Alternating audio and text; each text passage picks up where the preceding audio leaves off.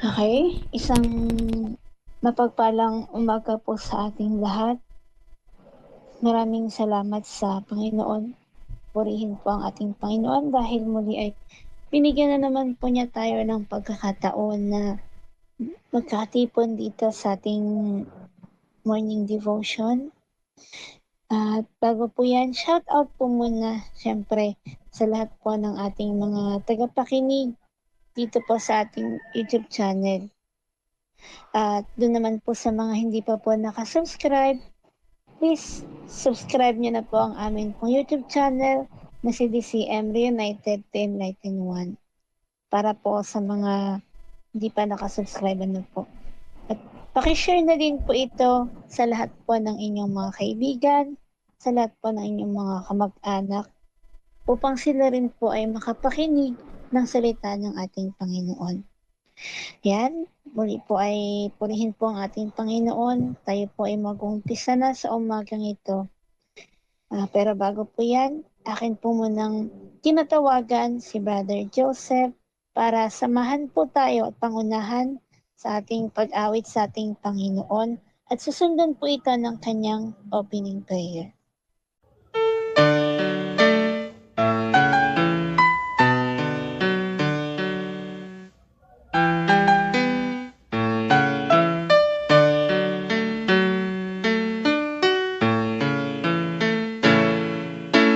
Hindi ko maintindihan kadakilaan ng pag-ibig mo. Hindi ko maunawan mapagpatawad na puso mo.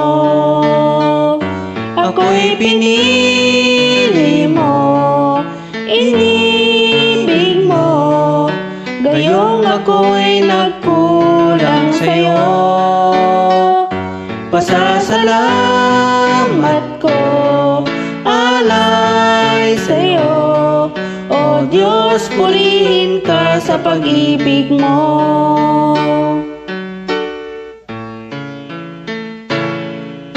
Dalangin ko, Panginoon, puso ko'y maging tapat sa'yo. Sa'yo ko iniaalay ang lahat sa buhay ko.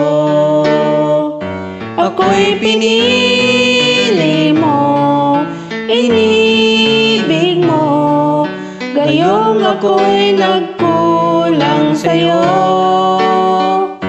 Pasasalamat ko, alay sa'yo. O Diyos, purihin ka sa pag-ibig mo. Ako'y pinili mo, inibig mo, gayong ako'y nagkulang sa'yo. Pasasalamat ko, alay sa'yo. O Diyos, purihin ka sa pag-ibig mo. O Diyos, purihin ka sa pag-ibig mo. O Diyos, purihin ka sa pag-ibig mo.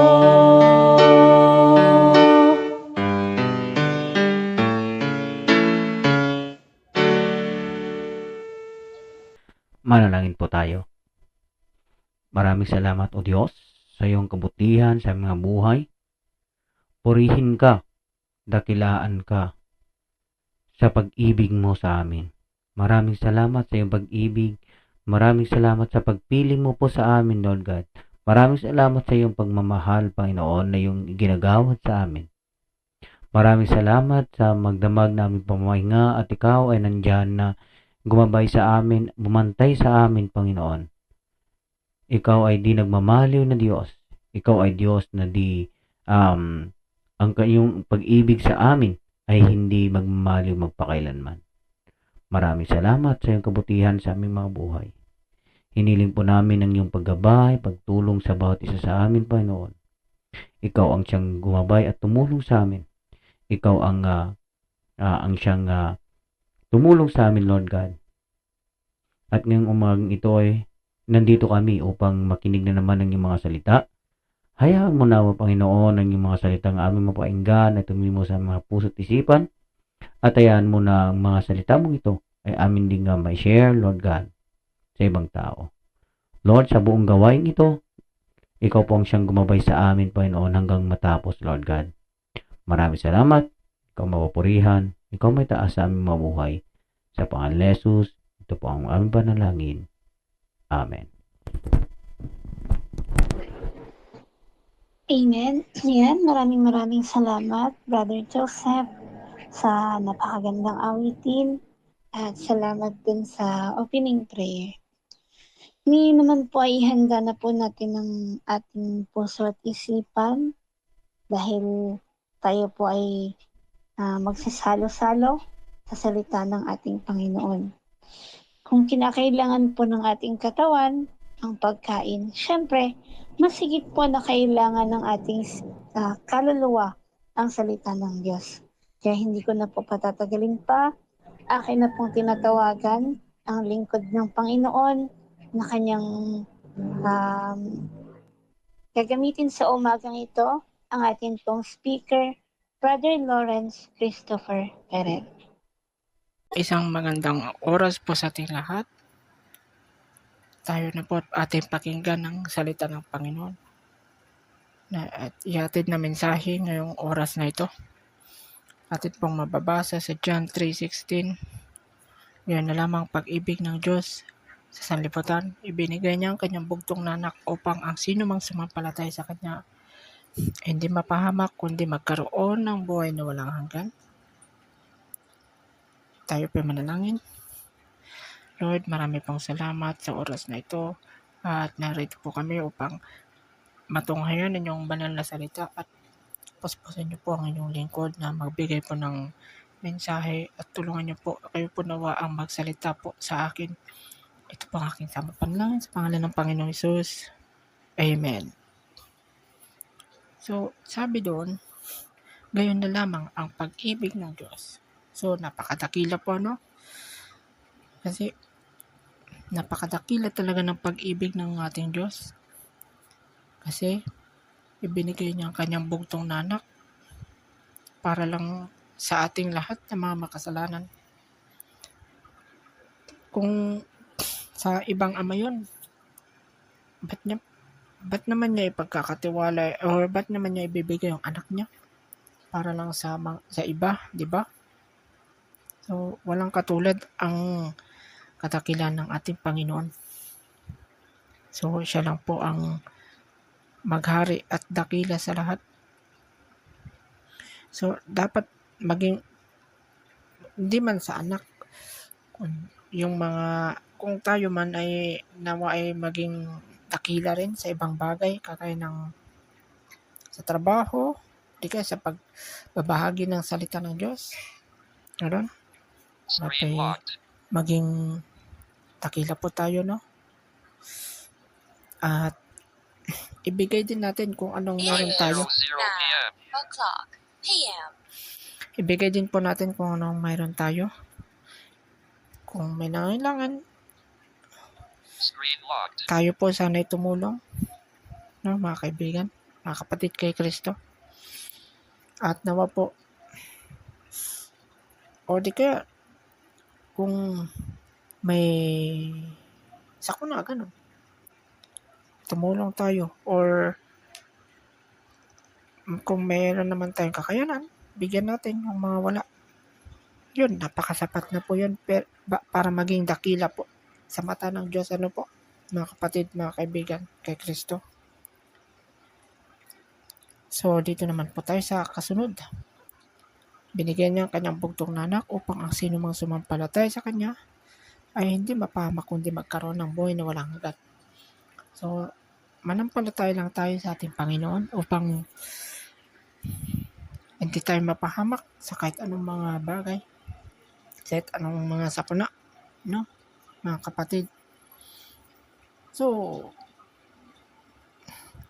paano yan kapag yung isang, halimbawa, kung yung isang tao ay walang pananampalataya at may dumating na sakuna sa kanyang buhay, nako, matindi na yun. Hindi na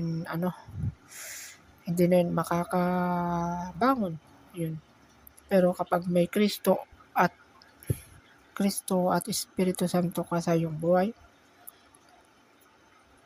handa ka niyang tulungan sa kahit anumang sakuna at sa kahit anumang hilingin mo. Ayun. So, pasensya na po sa napakaikling mensahe, pero ito po ang aking may babahagi sa oras na ito. Hatid sa atin ng ating Panginoon ng kanyang mga salita. So, God bless us all.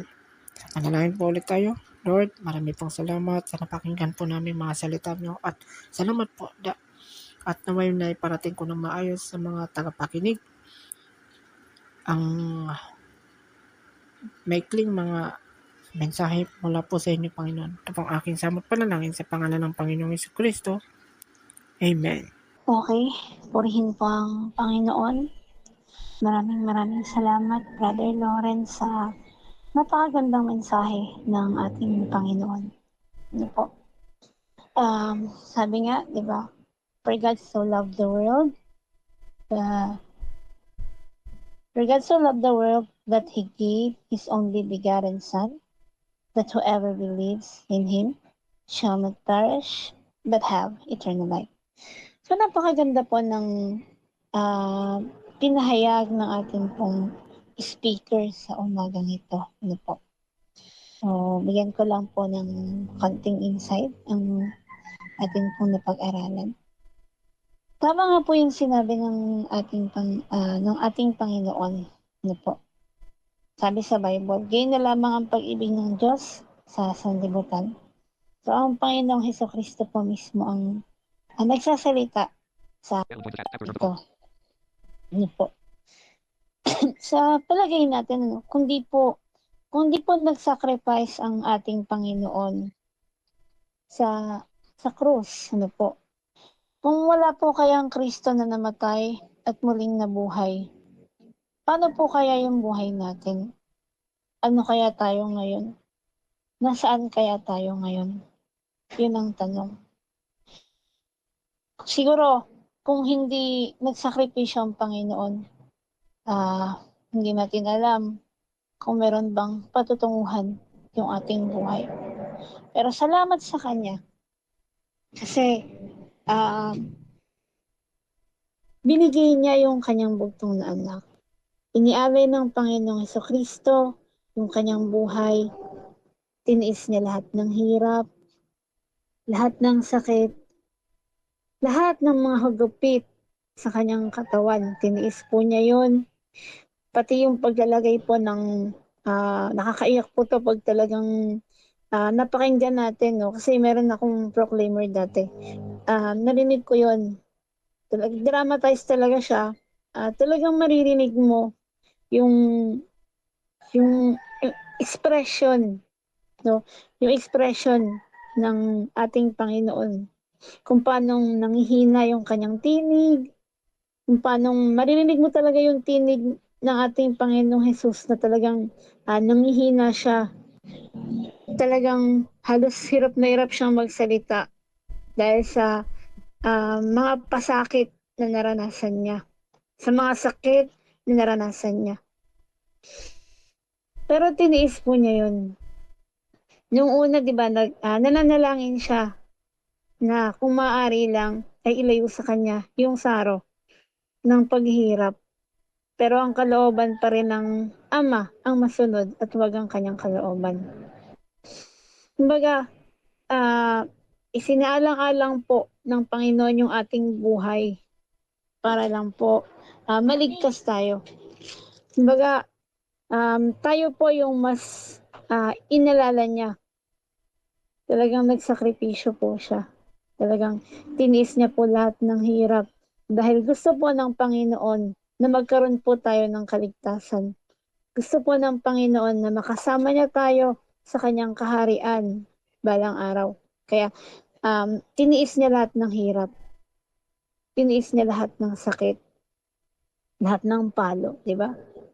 Kaya ganun na lamang ang pag-ibig ng Diyos sa sanlibutan.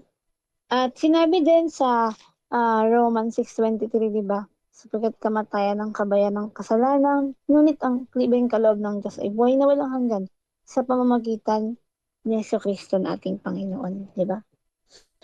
So yung kasalanan pala is kamatayan pala yung kabayaran. Pero merong Kristo. Nagsugo ang Diyos Ama ng isang Kristo na ngayon ay nakaluklok sa sa kanan niya para sa ating lahat. Na siyang naghahari ngayon. Kaya napakaswerte po natin. Mapalad po tayo mga kapatid dahil meron pong Kristo. Kaya ang tangi lang sinabi, di ba? Sumampalataya lang tayo sa Kanya upang hindi tayo mapahamak at magkaroon po tayo ng buhay na walang hanggan. So, yun lang po yung insight ko. Ano po? At ngayon naman po ay binibigay ko po kay Brother Joseph para po sa mga prayer concern. Brother Joseph?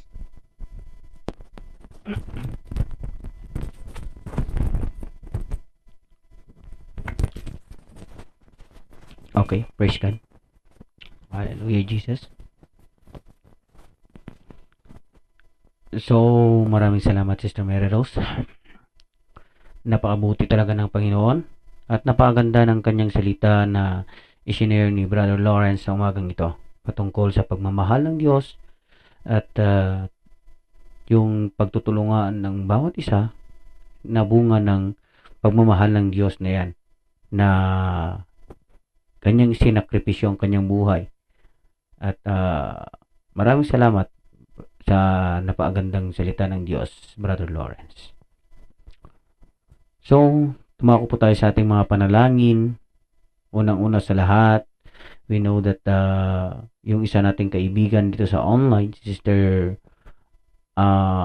Maria Angela Montaño, tama ba? Kung tama yung narinig ko noon na pangalan niya, si Sister Angela, siya po ay nasa piling na ng Diyos, na mayapa na, at isal natin sa prayer concern natin ang kanyang mga family na iniwan, na God will comfort them, no? So, siyempre, hindi maiwasan na grabing lungkot ang kanilang naramdaman ngayon, pagkat biglaan talaga ang pagkawala niya, at lahat tayo ay nabigla sa balitang yon. But we pray for his friends, for her friends, for her families sa nangyari sa niya, na i-comfort ni Lord ang kanilang mga buhay. At syempre, panalangin pa rin natin yung mga dati nating mga prayer concerns, tulad ng mga churches.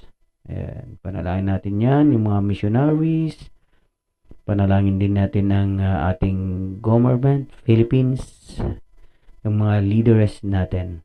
Then, yung mga tao na nandun sa mga lansangan, no? Na natutulog sa lansangan, doon na sila kumakain, na God will guide them and use their life to be more usable for His glory. Na i-bless sila ni Lord at gamitin ang blessings na yan upang sila ay mas lalong manampalataya at magamit ang kanilang buhay sa kanyang gawain.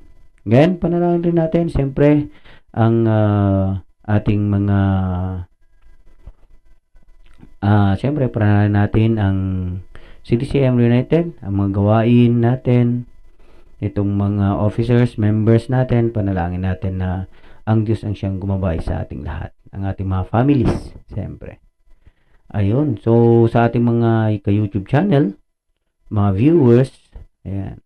So, kung mayroon rin kayong mga pre-request na nais nyong maibahagi sa amin at gusto nyo na namin kayong tulungan na ipanalangin ang mga ito, huwag kayong mag-alinlangan na mag-comment sa ating comment box, sa ating YouTube channel, comment box, at i-type dyan yung inyong mga prayer request at ipadala yan sa amin at atin niyang pagtulungan. Pero kung gusto nyo namang mas privately na maipadala yan at atin niyang prayer pa rin sa ating mga personal prayer request, sa ating mga personal devotions. So, just ipadala nyo po yan, ang inyong mga mensahe sa 0985-867-8322. 0985-867-8322. Mag-text kayo dyan ng inyong request at ating niyang babasahin at ating niyang pagtulong-tulungan ipanalangin ang inyong mga pre-request. So maraming salamat sa Diyos na buhay. At sige, so tayo na po tumungo sa ating prayer concerns. Manalangin po tayo. Panginoong Diyos na makapangyarihan sa lahat, maraming salamat sa iyong pagmamahal. Maraming salamat sa iyong walang hanggang pag-ibig. Salamat sa iyong buhay na iyong ibinigay para sa amin. Maraming salamat. Maraming salamat. Ngayon po, Panginoon, ay nandito kami. Buong papakumbaba na humihiling sa iyo ng kapatawaran sa aming mga nagawang kamalian. Hayaan mo ng aming mga puso ay iyong linisin at gamitin mo ang aming buhay. At hayaan mo, Panginoon, na ngayong sa oras na ito ay painggan mo ang aming mga dalangin. Amin po pinapanalangin sa oras nito na may papakumbaba ang panalangin ng isang kapatid na nawala na at alam namin na nasa iyong piling na Panginoon. Panginoon, hiniling po namin ang iyong paggabay sa aniyang mga iniwan na kapamilya, mga kaibigan, Panginoon, na nagdaramdam ngayon ng kalungkutan sa kanyang pagkawala, Panginoon, ni Sister Angela Montaño. Hiniling po namin ang iyong paggabay at pagproteksyon sa kanyang mga pamilya. Mga friends, Lord God, comfort them in this sorrowness that they have, Lord God, like right now. Hayaan mo na ikaw ang gumabay sa kanilang mga buhay. Hayaan mo na iparamdam mo sa kanila na kahit ganitong mga may pagsubok na ganitong dumarating, na may nawawala, pero ikaw ay nandyan pa rin para sa kanila, Panginoon. Hayaan mo na gumalaw ka sa kanilang mga buhay. Encourage them, comfort them, Lord God. Iparamdam mo ang iyong pagmamahal sa kanila, sa mga taong ito. I-touch mo ang kanilang mga puso at hayaan mo na ma-enlighten ang kanilang mga kaisipan na sa bawat araw ay dumarating ang ganitong mga pagsubok. Pero kung magtiwala lang sa iyo, ang kasiyahan ay mararamdaman nila, Panginoon. Lord, touch their heart, touch their mind, Lord God, and let them feel your comfort, Lord God. Hallelujah. Ganon din, Panginoon, na aming pinapalangin sa oras na ito, ang mga churches na nandito sa all over the world, Lord God, who preach your word, or scattering your word, or doing your mission, and your mission in this earth, Lord God, to save more and more souls, Lord God, going to you. We are praying, Lord God, these churches, anumang sekta, anumang dominasyon, Lord God, ang mga churches na ito ay nawa ang totoong katuruan mo lang nawa ang kanilang ituturo. Magkakaisa kami, ang mayroong pagkakaisa na ang itinuturo lang namin ay ang iyong ang talagang totoo na nais mong ipasabi sa mga membro or sa mga tao na dapat makarinig, Panginoon. Hayaan mo, Lord God, na hindi nawa paramihan ng membro ang may tanim sa isip ng mga churches na ito, kundi paramihan ng maipapadala sa iyong kaluluwa, Panginoon. Lord, hayaan mo na ang katotohanan lamang ang kanilang isasabi sa mga tao, Lord God. Hayaan mo na ang mga preachers na ito ay maibahagi talaga kung ano ang katotohanan na nais mong malaman naming lahat sa aming mga buhay. Hallelujah. Hallelujah. Anong din, Panginoon, we are praying these missionaries that we have, Lord God, all over the world who are sacrificing their time, their life, Lord God, in serving you, Lord God, in preaching your word, Lord God. Lord, gabayan mo po ang mga missionaries na ito. I-touch mo po ang kanilang mga buhay, ang kanilang mga puso. Hayaan mo na gamitin mo sila mightily, Lord God, in your vineyard, Lord God. Hayaan mo na maging may proteksyonan mo po ang kanilang mga sarili, Lord God, ang kanilang mga buhay, Lord God, sa mga persecutors.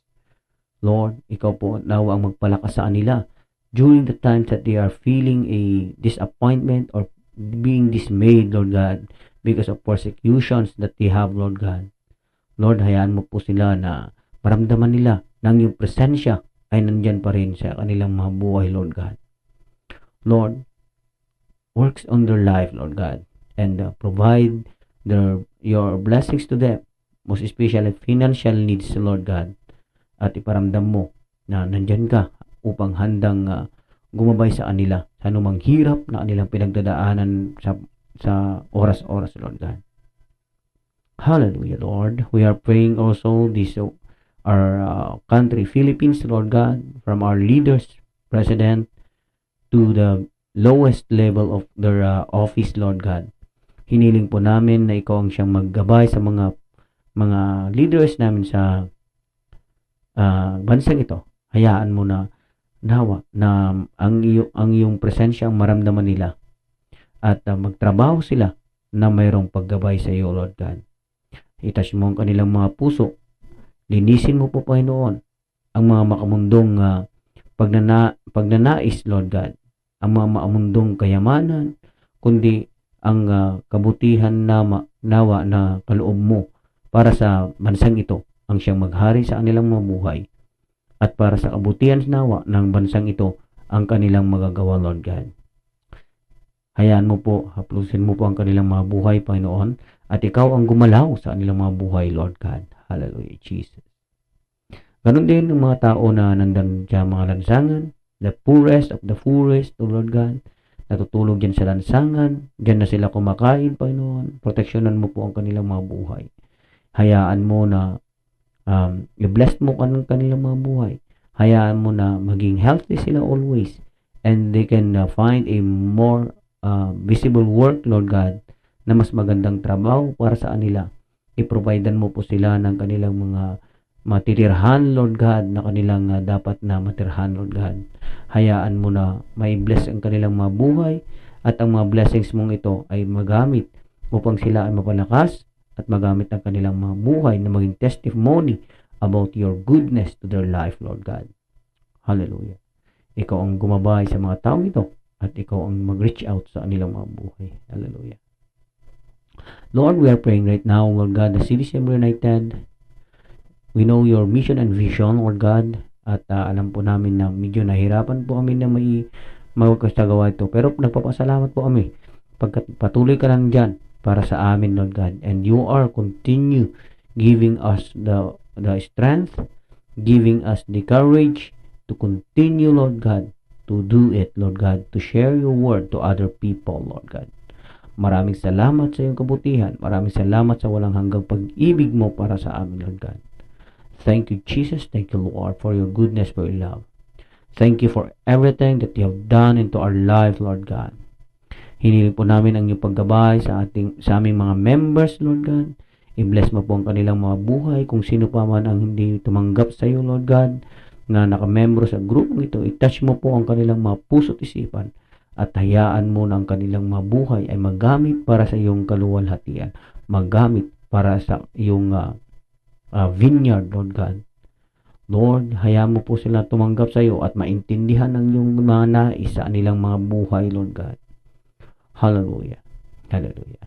Ganun din sa mga officers, Lord, help us to make more having a good decision to become better this ministry na ang pinapatupad talaga ay ang mga mission mo, na hindi nawa ka mamalihis sa nais mo, Lord God, na nais naming may satupad para sa iyong kapurihan, Panginoon. Maraming salamat, O Diyos. Ikaw mapapurihan, ikaw may dakila, Lord God, sa aming mga buhay, ang aming mga technicals, Lord God, na nag-work out para maibahagi ang mga salita mong ito, ay patuloy nawa na gabayan mo, Lord God. Bigyan mo ng kalakasan at bigyan mo ng katalinuhan upang mas lalong maisagawa ang mga ito, Lord God. Lord, ikaw ang mapupurihan, Lord God, sa aming mga buhay. Maraming salamat, O Diyos. Ikaw ang itaas namin sa aming mga buhay, sa araw-araw, sa oras-oras, Lord God. Thank you, Jesus. Thank you, Jesus. Maraming salamat at sa oras na ito ay aming dinakadakilang pangalan mo at aming ibinabalik ang lahat ng papuri at pagsamba, Panginoon. At lahat ng aming panalangin ito ay aram namin na iyong narinig at hihintayin namin ang iyong mga kasagutan, Lord God. Thank you for your answers to our prayers na nakaraan, Lord God. Yung mga unanswered prayers namin. Maraming salamat sa mga pagsagot mo sa mga panalangin namin na nakaraan, Lord God. Ngayon, Panginoon, ay alam namin na ang mga panalangin namin ito ay iyong sasagutin, Lord God, sa iyong tamang oras at tamang panahon. Maraming salamat at lahat ng papuri pagsamba ay aming binabalik sa iyo. Sa pangalan ni Jesus, Amen. Okay, maraming salamat, Brother Joseph, sa pananalangin sa ating mga prayer concern. Naniniwala po ako na ang Panginoon po ang magbibigay ng kasagutan sa lahat po ng ating mga panalangin. Po. Muli po ay maraming salamat din sa mga kasama po natin dito sa ating messenger. Of course, maraming salamat sa ating speaker sa umagang ito na si Brother Lawrence. Siyang ginamit ng Panginoon na kanyang lingkod upang maghayag ng kanyang salita. Po. At muli po, sa mga hindi pa po nakasubscribe, please subscribe niyo na po ang aming pong YouTube channel, ang CDCM United Enlighten One. And please, pakishare na din po upang mas marami pa pong makarinig ng salita ng ating Panginoon. Alam ko na yung iba dito ay hindi pa nakakarinig o hindi pa nakakakilala. Sa lahat po ng mga nakikinig sa ating YouTube channel, nawa ang lahat po ay naliwanagan, po, ang bawat isa po ay namulat yung kanilang mga isipan or nabuksan yung kanilang mga isipan at talagang malaman nila na kay Jesucristo lamang po ang kaligtasan. At yan, maraming salamat po muli. Ako po ang inyong naging presider sa umagang ito, Mary Rose Imlien. At kung meron po kayong mga prayer request, paki-send lang po ito sa amin pong comment box. At syempre po, babasahin po namin yan dito. Po. Babasahin din po ng ating mga kasamahan dito po sa CDCM Reunited. At ngayon naman po sa ating pong pagtatapos, akin na pong tinatawagan ng ating closing song na si Sister Gemaline Mangayat. At susundan po ito ng closing prayer ng ating speaker na si Brother Lawrence Christopher Perez. Maraming salamat po and God bless.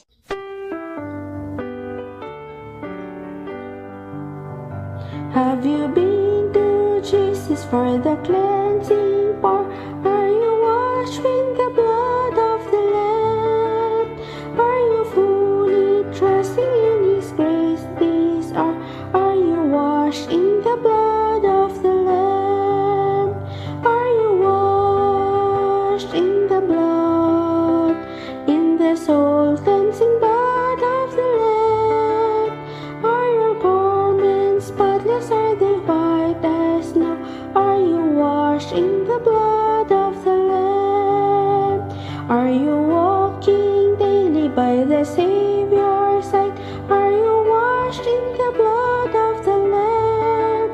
Do you rest each moment in the crucified? Are you washed in the blood of the Lamb? Are you washed in the blood, in the soul cleansing blood of the Lamb? Are your garments spotless? Are they white as snow? Are you washed in the blood of the Lamb? When the bridegroom cometh, will the robes be white? Are you washed in the blood of the Lamb? Will their souls be ready for the mansion's bright, and be washed in the blood of the Lamb? Are you washed in the blood, in the soul cleansing blood of the Lamb?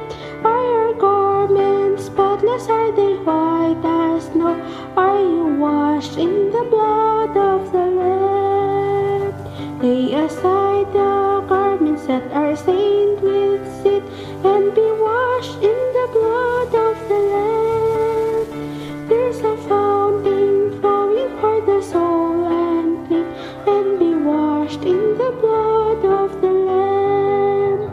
Are you washed in the blood, in the soul cleansing blood of the Lamb? Are your garments spotless and white as snow? Are you washed in the blood of the Lamb?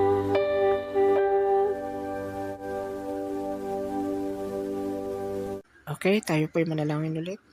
Lord, maraming salamat po at natapos po ang gawain na ito ng matiwasay at wala pong distraction na nangyari. Salamat po sa ginamit niyo pong mga kasangkapan sa presider mula sa opening song, opening prayer at closing song, at sa inyo pong lingkod at sa mga nagbahagi po ng kanilang mga mensahe o na kanilang mga insights. Lord, maraming pong salamat na may pagpalain niyo pong bawat isa, at ito pong aking samot panalangin. At yun din po, pinanadalangin ko po pala, Panginoon, ng mga nakikinig sa oras na ito, ng mga nakinig na ipuspusin niyo po yung banal na Espiritu ninyo, Lord. Ito pong aking samot panalangin sa pangalan ng Panginoong Hesus. Amen.